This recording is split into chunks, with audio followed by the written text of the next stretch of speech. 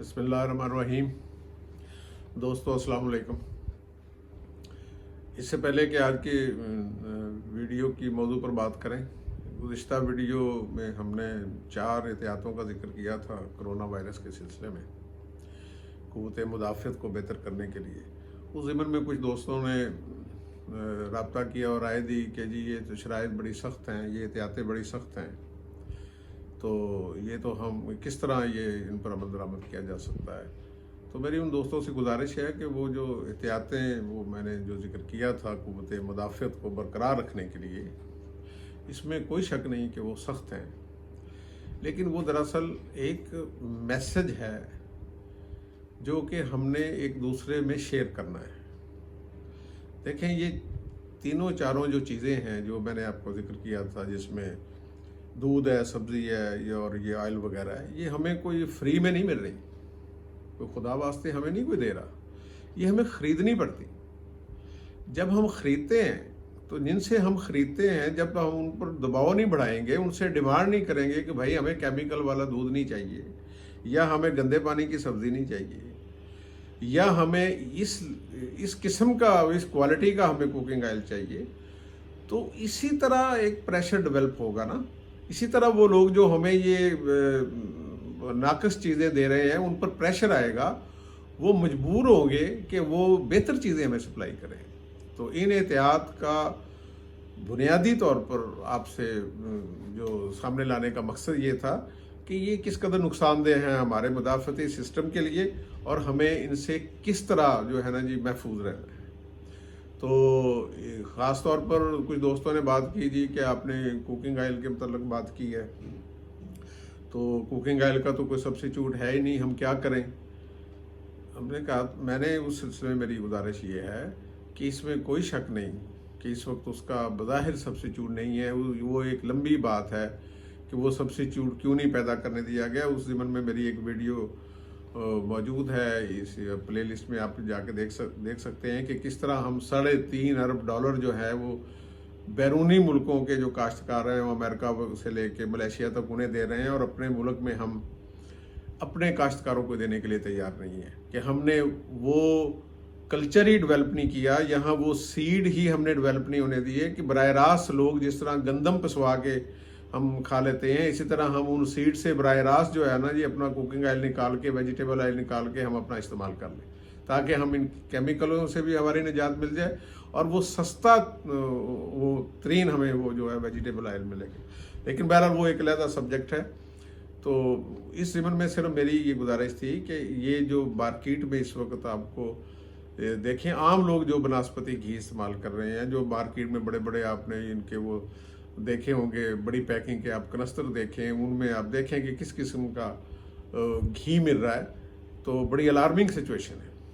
तो इसमें शायद कुछ कंपनियां इसमें अच्छा काम भी कर रही हों, लेकिन वो चंद लोग हैं जो इन्हें अफोर्ड कर पा रहे हैं। मैंने एक जनरल परसेप्शन को सामने रख के बात की थी कि हमें बराह रास्त जो है उन ऑयल पर आ जाना चाहिए, जो हम बराह रास्त अपने हाथों से निकाल के सीड से या वेजिटेबल से हम इस्तेमाल कर लें। बहरहाल ये आज की वीडियो का मौजू नहीं है, ये साहब का वीडियो के हवाले से कुछ गुजारिशात थी जो मैंने आपसे शेयर की। आज की हमारी वीडियो का मौजू है हमारी इस्माइली शिया कम्युनिटी के भाई हैं कि ये इस्माइली कौन हैं, इनकी क्या हिस्ट्री है और इनका तारीख़ क्या है, और ये इनका रोल क्या है, और आइंदा आने वाला जो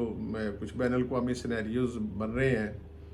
आया उनमें भी इनका कोई थोड़ा या ज़्यादा कोई रोल निकलता है। तो और दूसरा ये मैं बताऊंगा कि इस वीडियो को इस वक्त में करने की क्या अहमियत है। तो ये मैं अपने इस्माइली भाइयों पर इसलिए ये वीडियो रिकॉर्ड कर रहा हूँ कि क्योंकि हमारा एक वो सिलसिला है, हमने शुरू किया है कि जो आज के सवालात हैं बैनुल अक़वामी पॉलिटिक्स के हवाले से, तो उसमें जहाँ अमेरिका की, चीन की कशमकश, और यहाँ हमारे जो खित्ते में इंडिया, अफ़गानिस्तान, ईरान, ये सारा जिस खित्ते में जिस किस्म की सूरत हाल डेवलप हो रही है, और उसके बाद आलम इस्लाम में जिस किस्म की सूरत हाल डेवलप होने जा रही है पॉलिटिकली, जो मैं बात कर रहा हूँ वो पॉलिटिकल एंगल से, تو اس حوالے سے ہمیں اس ساری صورتحال میں جہاں ہم بڑے بڑے سٹیک ہولڈرز کو ڈسکس کریں گے، وہاں ہمیں چھوٹی چھوٹی جو کمیونٹیز ہیں، جو ان کے ایشوز ہیں، جو ان کی پولیٹیکل اہمیت ہے، وہ ان کو بھی ہمیں جاننا ضروری ہے، تاکہ جب یہ مسائل بڑے پیمانے پر ڈسکس ہوں تو ہر آدمی کے پاس، ایک کامن مین کے پاس یہ علم موجود ہو کہ فلاں کمیونٹی، فلاں لوگ، فلاں عقیدے کے ماننے والے، فلاں پیروکار یا فلاں نسل کے لوگ جو فلاں علاقے میں رہتے ہیں، ان وہ کس طرح وہ کون کون سے بین الاقوامی ایشوز پر کس طرح اثر انداز ہو رہے ہیں یا ہو سکتے ہیں یا ہوں گے۔ تو آج کی یہ ویڈیو صرف پولیٹیکل اینگل کے حوالے سے ہے، اس کا کوئی فقہی اعتبار سے یا مذہبی اعتبار سے ہم جو چیزیں ہیں وہ اس میں ڈسکس نہیں کریں گے، ہم اس کے صرف پولیٹیکل اینگلز پر ڈسکس کریں گے۔ تو آج میں آپ کو بتا رہا ہوں کہ یہ اسماعیلی شیعہ جو ہمارے بھائی ہیں یہ کون ہے۔ تو اس سلسلے میں دوستو سب سے پہلے تو یہ ہے کہ آپ کو پتہ ہے کہ رسالت مآب صلی اللہ علیہ وسلم کے دور کے بعد خلافت راشدہ قائم ہوئی، اور اس کے بعد اموی خلافت قائم ہوئی، بنی امیہ کی خلافت جسے کہتے ہیں۔ تو حضرت امام حسین رضی اللہ تعالیٰ عنہ، امام پاک کو کون مسلمان نہیں جانتا۔ تو امام صاحب کے، امام حسین کے جو پڑ پوتے تھے وہ حضرت امام جعفر صادق رحمۃ اللہ علیہ صلاۃ اللہ علیہ وسلم تھے۔ یہ حضرت امام حسین کے جو فرزند تھے حضرت امام زین العابدین رحمۃ اللہ علیہ، ان کے پوتے تھے، اور امام حسین کے پڑ پوتے تھے حضرت امام جعفر صادق۔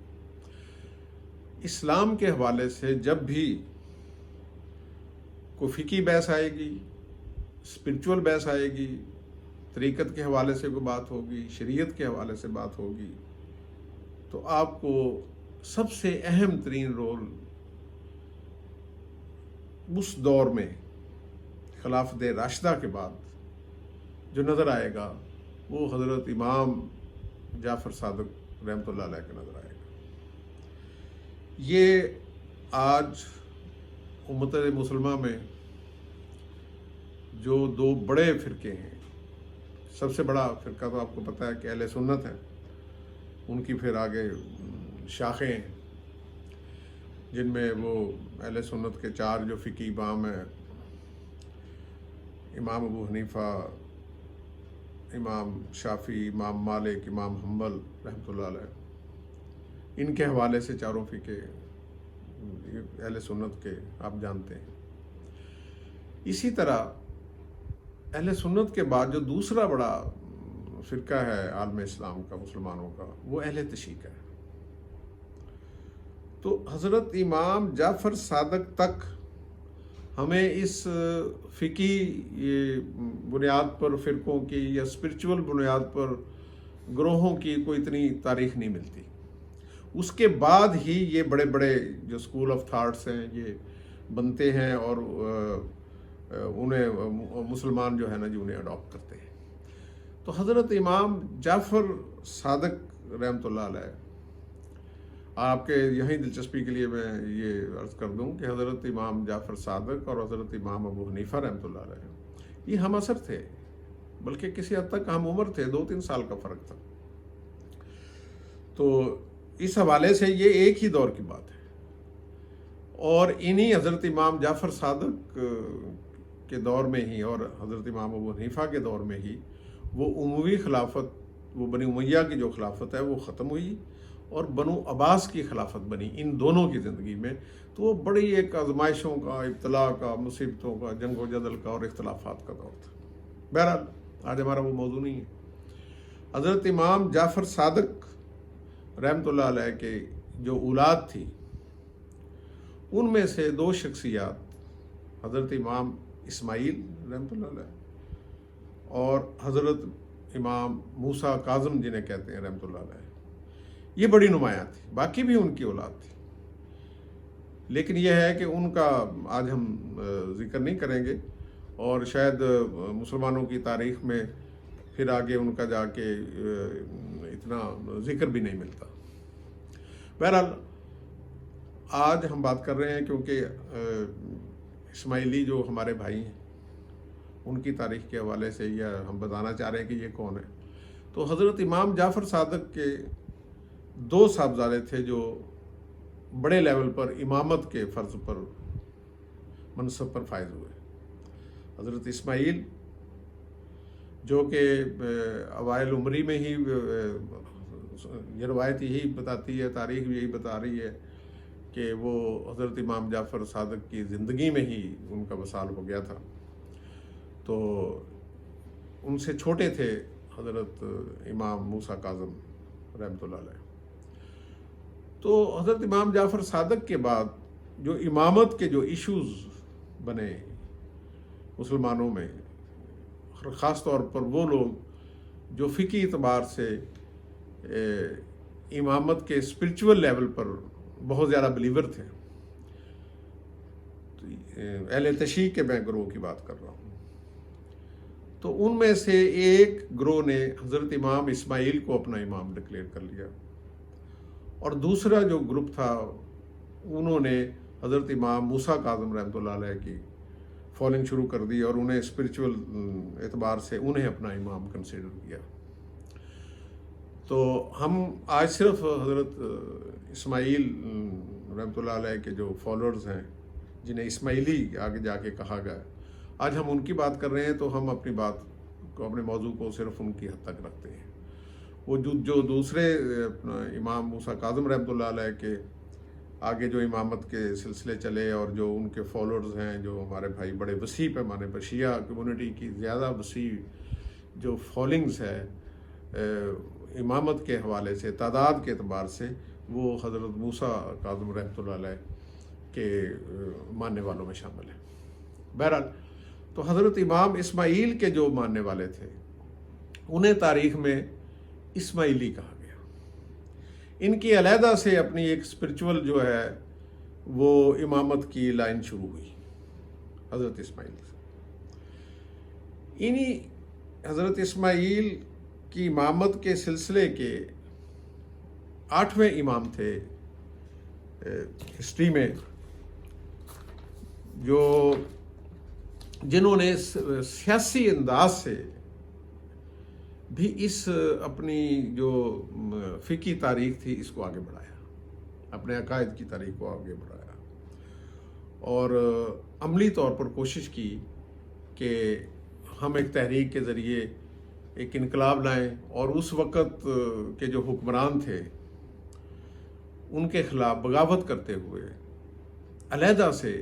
اپنے علاقوں میں اپنا اثر و رسوخ اور اپنی حکومت قائم کرنے کی جدوجہد شروع کی۔ ان کے 8ویں جو امام تھے، خلیفہ تھے۔ تو اس کے بعد یہ بڑھتی چلے گی تحریک، اور اس کے اور بھی اس میں کئی انتہا پسند فرقے بھی پیدا ہوئے، جیسے کہ میں نے پچھلی ویڈیو میں ذکر کیا تھا کہ کرامتہ ایک فرقہ پیدا ہوا تھا، وہ بھی اسی اسماعیلی تحریک کا ایک انتہا پسند فرقہ تھا، جو حجر اسود بھی چوری کر کے لے گئے تھے، اور 30 سال بعد پھر وہ برآمد ہوا۔ اس کے متعلق علیحدہ ویڈیو میں نے تفصیل سے بات کی ہوئی ہے۔ بہرحال یہ تحریک چلتی رہی، اور 909 عیسوی میں پہلی دفعہ اسماعیلی جو حکمران تھے وہ اپنی خلافت کو قائم کرنے میں کامیاب ہو گئے، اور اس وقت جو پہلی جسے کہ جو حکمران جنہوں نے اپنی سلطنت قائم کی، وہ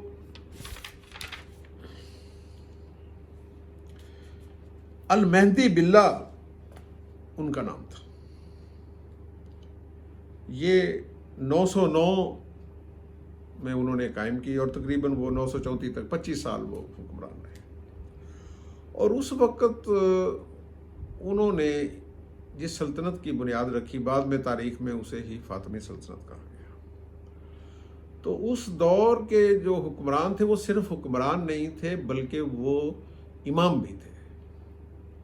یعنی کہ مذہبی طور پر اسپرچول لیول پر بھی وہ امام تھے اور دنیا داری کے حساب سے وہ حکمران تھے۔ تو وہ 11ویں جو ان کے امام تھے اسماعیلی سلسلہ نسب کے، انہوں نے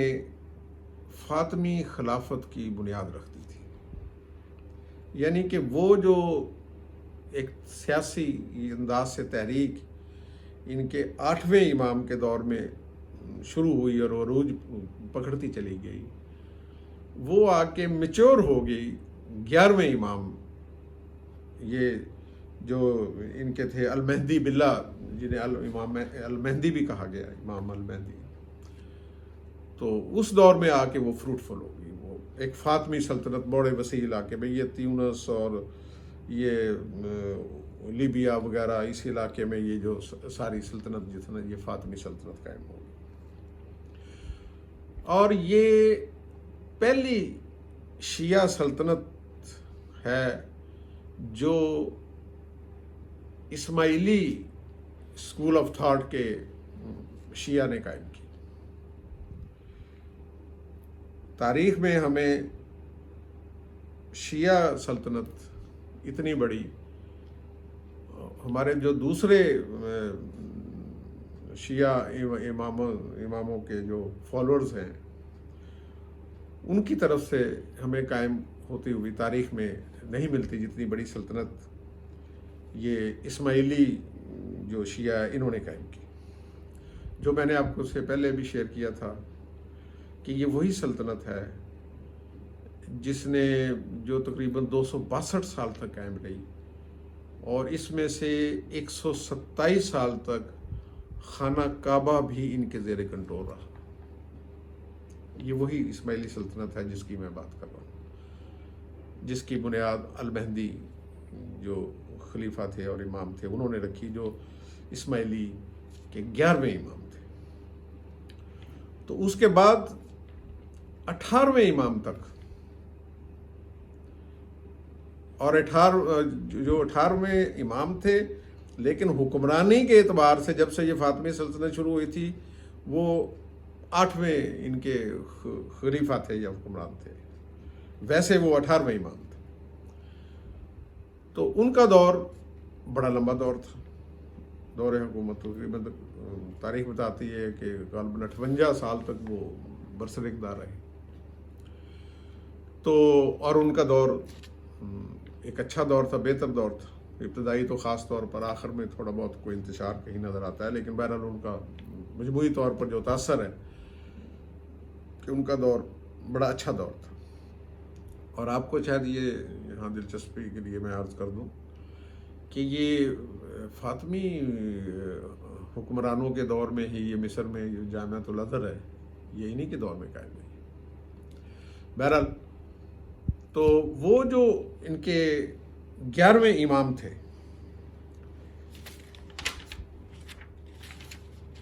وہ ان کا نام تھا ابو تمیم المستنصر باللہ، جو ان کے 11ویں امام تھے۔ ان کے 2 بیٹے تھے، ایک بیٹے کا نام تھا نزائر، دوسرے کا نام تھا المستمل۔ ان کی وفات کے بعد 1094 میں ان کی وفات ہوئی، اور ان کی وفات کے آخری دنوں میں ہی وہ حکومت کمزور ہو چکی تھی، ان کے اختلافات کافی بڑھ چکے تھے مختلف گروہوں کے، ایوبیوں نے حملہ شروع کر دیا تھا۔ تو 1094 میں ہی ایوبی جو وہ حکمران تھے انہوں نے خانہ کعبہ کا کنٹرول حاصل کر لیا تھا، ان سے چھین لیا تھا، یعنی کہ جب وہ فوت ہوئے ہیں تو خانہ کعبہ کا کنٹرول ان کے ہاتھ سے نکل گیا تھا۔ اور انہی کے جو 2 بیٹے تھے وہ نزائر جو ان کے بڑے بیٹے تھے، اور وہ المستمل جو ان کے چھوٹے بیٹے تھے، ان میں اختلافات پیدا ہوئے، اور وہ خلافت بڑے بیٹے کی بجائے چھوٹے بیٹے نے حاصل کر لی۔ المستمل جنہیں کہا گیا، المستمل میاں، پھر بعد میں وہ فالنگ کے اعتبار سے وہ فرقہ بنا۔ تو جو نظائر تھے، جو ان کے بیٹے تھے، انہیں خلافت نہیں ملی، اختلافات ہوئے، اور اس میں بغاوتیں ہوئیں، شاید جنگیں بھی ہوئیں، اور اس میں بہت سارے مسائل ہوئے، وہ آج ہمارا موضوع نہیں ہے۔ تو ان کے جو فالوور تھے وہ نظاریہ کہلائے، اور جو دوسرے بیٹے کے جنہیں حکومت بھی مل گئی تھی وہ مستعملیہ کہلائے۔ تو نظاریہ کے جو فالوور، اور امامت بھی تقسیم ہو گئی یہاں پر، یعنی کہ ان کے 18ویں امام تک امام ایک ہی ہیں، لیکن یہاں آ کے اسماعیلی بھی جو ہے مزید آگے 2 گروپوں میں تقسیم ہو گئی۔ ایک نظاریہ اسکول آف تھاٹ، اور ایک مستعملیہ، انہیں آپ کہہ لیں، انہیں آپ بہتر سے بہتر نام مستثلی بھی دے سکتے ہیں، جو بھی تھا بہرحال، وہ ایک اپنا فرقہ جو ہے نا جی، یا امامت کے حساب سے بھی اور حکومت بھی ان کے پاس تھی، وہ علیحدہ شروع تھا۔ وہ جو نظاریہ کے فالوور تھے، انہی کے یہ آگے جو سکسیسر ہیں، یہ آغا خانی، جو اسماعیلی آج ہمیں نظر آ رہے ہیں، ہمارے بھائی۔ اور جو وہ دوسرا تھا، وہ جو مستصلہ جس نے کہتے ہیں، ان کے جو فالوورز تھے، جن کے پاس حکومت چلی گئی تھی فاطمی، تو ان کے فالوور جو ہے نا جی، وہ یہ ہمارے جو بورا بھائی، آپ نے سنا ہوگا بورا فرقہ، وہ بھی اسماعیلی اسکول آف تھاٹ کا شیعہ فرقہ ہے۔ تو وہ ادھر امامت جو ہے نا جی وہ چلی گئی۔ تو وہاں نظاریہ کے لیے وہاں رہنا پھر مشکل ہو گیا۔ تو وہ ان کے جو فالوورز تھے، وہ انہیں لے کے وہاں سے اس خلافت کے دور سے، یعنی کہ مصر کے اس علاقے میں جہاں جہاں حجاز اور ادھر ادھر خلافت، وہاں سے وہ چلے اور ایران میں آ کے انہوں نے اپنا ہیڈ کوارٹر بنا لیا۔ ایران میں ایک شہر کوزین تاریخ میں اسے کہا گیا، وہاں انہوں نے اپنا ہیڈ کوارٹر بنایا، اور بعد میں وہ جو ایک علاقہ تھا بڑا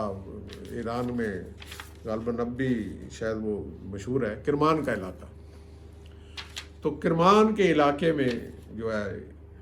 وہ سارے میں ان کے فالوورز اکٹھے ہوئے، وہاں پر ایک قسم کی ان کی حکومت بنی، اور وہاں پر اس وقت جو شہنشاہ تھے ایران کے، قاجاری شہنشاہ انہیں کہتے تھے، قاجاری قبیلے سے وہ لوگ تھے، وہ شہنشاہ تھے اس وقت ایران۔ تو انہوں نے وسیع پیمانے پر وہ جاگیریں بھی دیں، اور انہیں اس علاقے کا گورنر بھی بنا دیا، خود مختار حکمران بنا دیا۔ تو وہاں ان کا ہیڈ کوارٹر قائم ہوا، وہ نظاریہ اسکول آف تھاٹ کا، اسماعیلی نظاریہ کے جو ماننے والے تھے، ان کی امامت، یعنی کہ جو ان کے فالوورز تھے، وہ اس علاقے میں اکٹھے ہوئے۔ تو وہ جو دوسرے تھے جن کے پاس حکومت تھی، تو انہوں نے پھر مزید آگے حکومت کی، جنہیں آ کے ایوبیوں نے، آپ کے علم میں ہے کہ وہ بعد میں آ کے انہوں نے اس سلطنت کو ختم کیا، اور مصر کا علاقہ بھی جو تھا وہ سارے کا سارا وہ ایوبیوں نے فتح کیا۔ تو اس طرح سے آپ کہہ سکتے ہیں کہ 1094 تک، 9009 عیسوی سے لے کے 1094 تک جو فاطمی خلافت کا دور رہا، وہ اسماعیلی ہمارے ان بھائیوں کا دور تھا۔ اس کے بعد پھر تقسیم ہوگی، اس کے بعد پھر آگے جب یہ دور چلا ہے اس کا فاطمی سلطنت کا 1171 تک، تو وہ پھر بقیہ دور جو تھا وہ پھر جو ہمارے یہ بورا بھائی ہیں اسماعیلی، وہ ان کا دور تھا۔ تو آج کیونکہ ہمارا موضوع ہمارے اسماعیلی بھائی ہیں تو آج ہم اپنی بات کو ان تک محدود رکھتے ہیں۔ تو جب ایران میں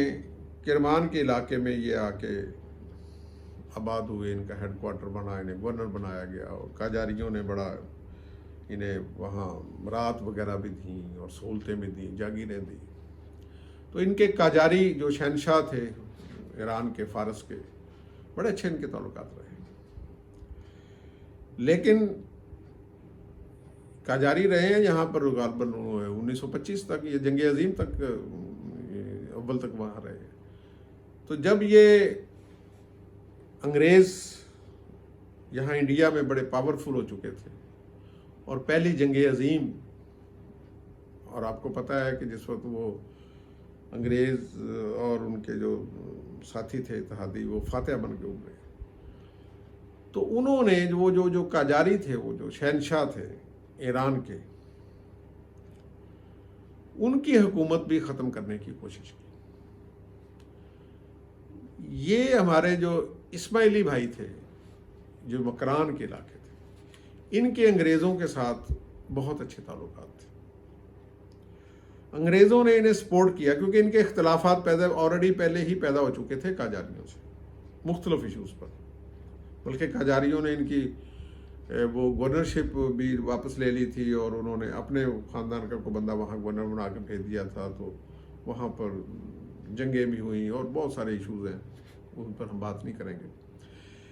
لیکن انگریزوں نے ان کی مدد کی قاجاریوں کے خلاف، لیکن یہ قاجاریوں کو ٹیک اوور نہیں کر سکے، بلکہ انہیں وہاں پر شکست ہوئی، اور انہیں وہاں سے پھر جو ہے نا جی نکلنا پڑا۔ تو انگریزوں نے پھر انہیں انڈیا آنے کی دعوت دی، اور پھر ان کے یہ اپنے خاندان سمیت اور اپنے فالوور جو آ سکتے تھے وہ ان کے ساتھ آئے، اور بامبے میں انہوں نے اپنا ہیڈ کوارٹر بنایا۔ تو اسی کرمان کے جب یہ گورنر تھے، اسی دوران جو ان کے اپنا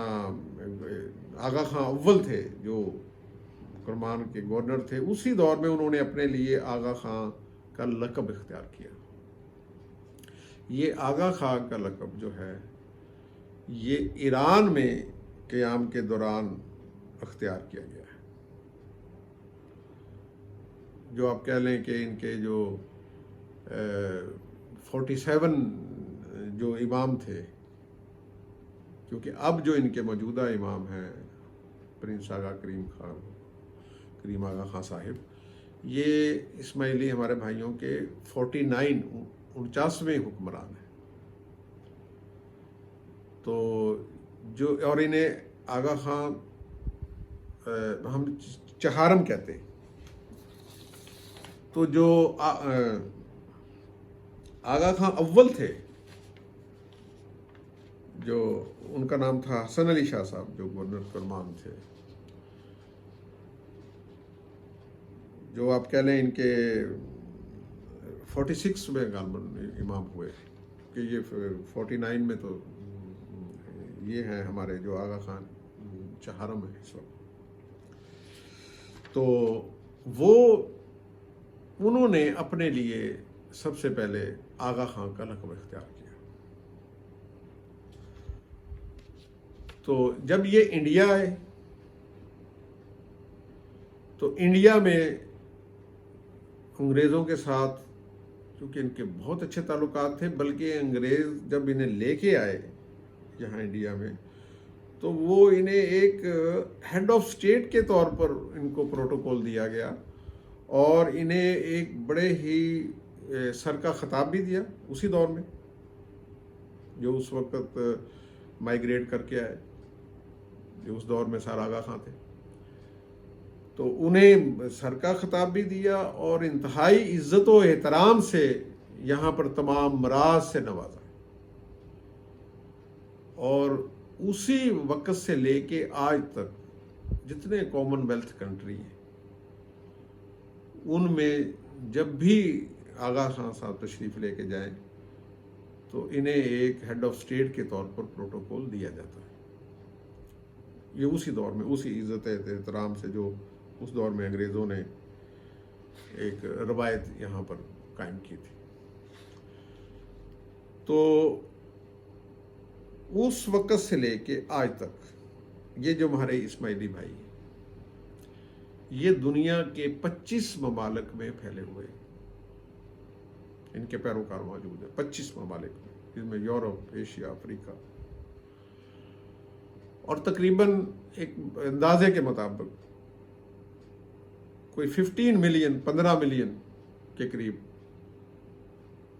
ان کے پیروکار ہیں، جن میں سے آپ کے علم میں ہوگا کہ ہمارے ہاں پاکستان میں ہنزا گلگت بلتستان جو ہے وہ ان کا مرکز ہے، ہمارے یہ بھائیوں کا وہ گڑھ ہے، اور ہماری یہ ایک بہت قابل فخر شناخت ہے، ہمارے قابل فخر بھائی ہیں. اور گلگت بلتستان آپ کو پتہ ہے کتنا حساس ایریا ہے. چائنا، انڈیا، امریکہ، پاکستان، افغانستان،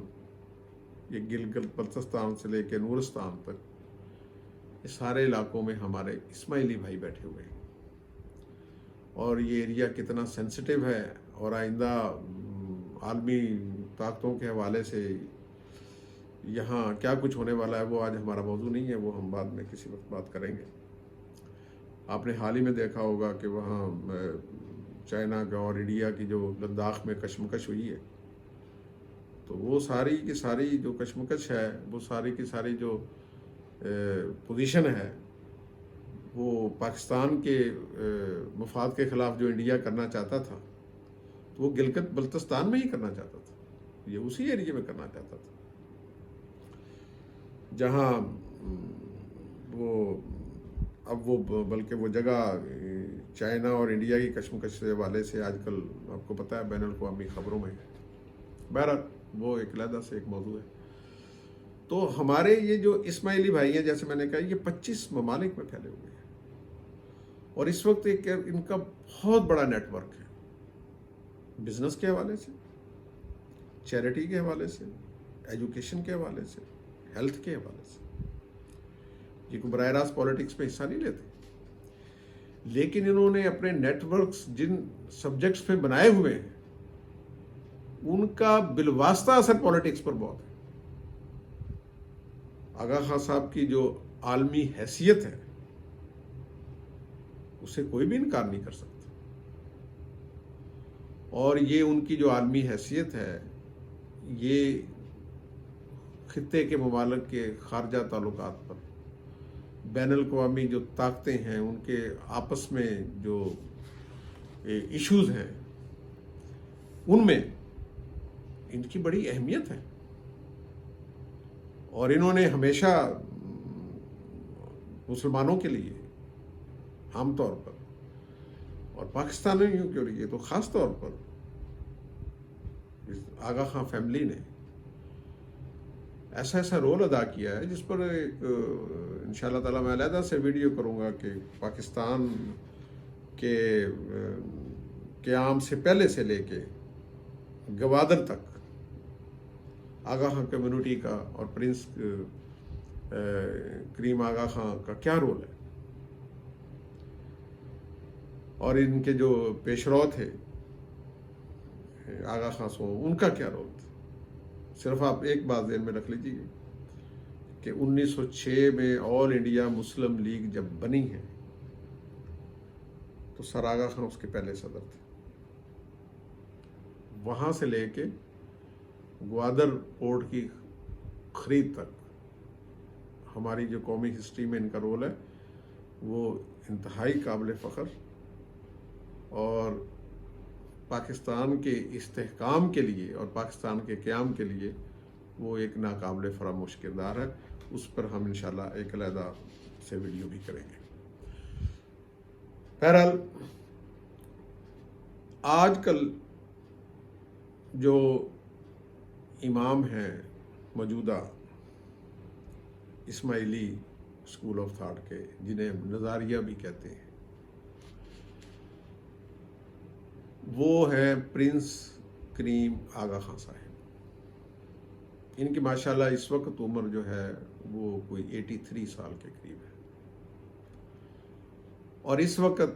ان کا ہیڈ کوارٹر جو ہے وہ پیرس میں واقع ہے۔ وہاں پر ایک بڑے وسیع و عریض ایریے میں ان کا ہیڈ کوارٹر، جہاں پر بین الاقوامی شخصیتیں وزٹ کرتی رہتی ہیں۔ پچھلے دنوں ایک خبر تھی کہ کافی دنوں پہلے کہ کینیڈا کے وزیر اعظم نے باقاعدہ طور پر وہاں آگے اپنی چھٹیاں گزاری تھی، یعنی کہ اس قسم کے لیول کی وہاں شخصیات آتی جاتی رہتی۔ تو وہ ہیڈ کوارٹر ہے، تو وہ ان کے سربراہ ہیں۔ وہ اس وقت 49 ان کے امام ہیں، اور وہ 1957 سے آج تک اس امامت کے منصب پر فائز ہیں۔ پاکستان بھی وہ گاہے بگاہے تشریف لاتے ہیں، اور میڈیا میں آپ جب وہ آتے ہیں آپ دیکھتے ہوں گے کہ جو بھی ہمارے یہاں صدر یا وزیر اعظم ہوں تو وہی ان کا استقبال کرتے ہیں۔ تو یہ ہیں ہمارے وہ اسماعیلی بھائی، جن کی سیاسی شناخت کے حوالے سے اور سیاسی بیک گراؤنڈ کے حوالے سے میں نے تھوڑا سا یہ پیش کیا ہے پس منظر، اور اسے آپ ذہن میں رکھیں کہ جب بھی عالمی اسلامی سیاست کے خد و خال زیر بحث آئیں گے، یا آئندہ جب بھی کوئی اسلامی اجتماعی رول کہیں نہ کہیں کسی نہ کسی شکل میں سامنے آئے گا، تو ہمارے یہ بھائی اس میں ایک اہم رول ادا کریں گے۔ یہی آج کی ویڈیو تھی۔ خوش رہیے، سلامتی کے ساتھ۔